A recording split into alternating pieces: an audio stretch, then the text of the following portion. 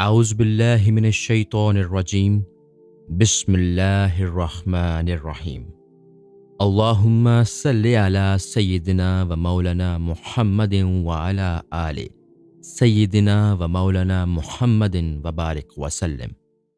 باب نمبر 39، حضرت حمدون قصار رحمۃ اللہ علیہ کے حالات و مناقب۔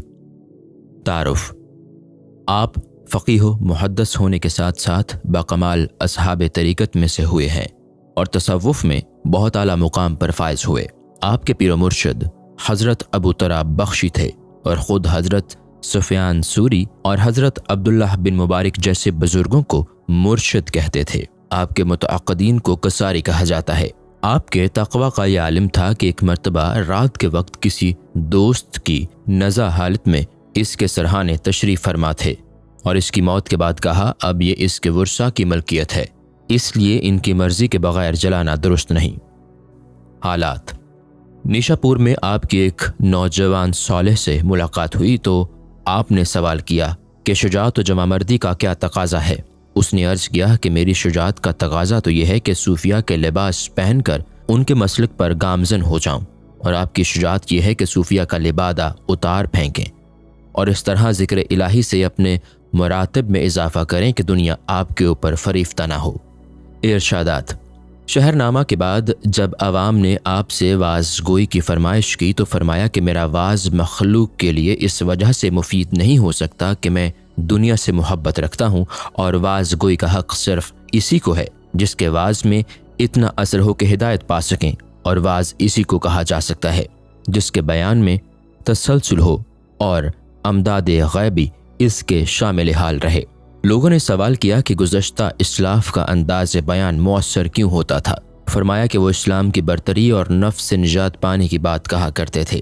فرمایا کہ مخلوق کی چاہت سے خالق کی چاہت بہتر ہے، اور چھپانے والی بات کو کسی پر ظاہر نہ کرو، اور ہمیشہ نیک لوگوں کی صحبت میں بیٹھو، جاہل کی صحبت سے کنارہ کش رہ کر عالم کی صحبت اختیار کرو۔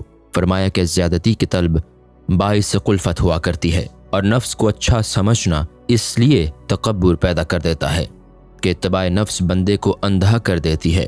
فرمایا کہ خود کو سب سے بدتر تصور کرتے ہوئے کبھی کسی بدمست کی جانب اس خوف سے نظر نہ ڈالو کہ کہیں تم خود بھی بدمستی کا شکار نہ ہو جاؤ، اور ہمیشہ بیم و رجا کو اپنا مسلک بنائے رکھو۔ فرمایا کہ تواضع سے فقر حاصل ہوتا ہے، اور تواضع کا مفہوم یہ ہے کہ کسی کو اپنے سے زیادہ ذلیل تصور نہ کرے۔ فرمایا کہ زیادہ کھانا امراض کی جڑ اور دین کے لیے آفت ہے۔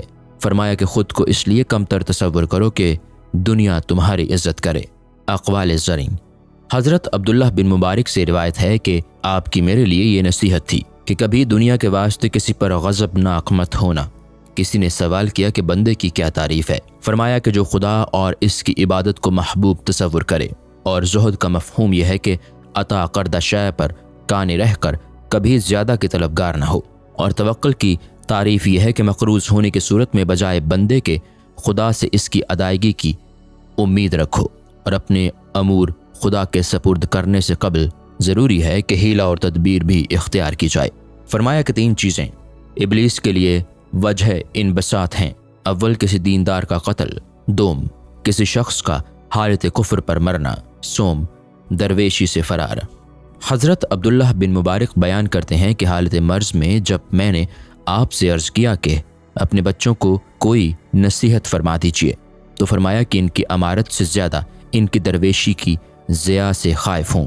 آپ نے حضرت عبداللہ بن مبارک سے دم مرگ میں یہ وصیت فرمائی کہ مرنے کے بعد مجھ کو عورتوں میں دفن کرنا، اور یہ کہہ کر دنیا سے رخصت ہو گئے۔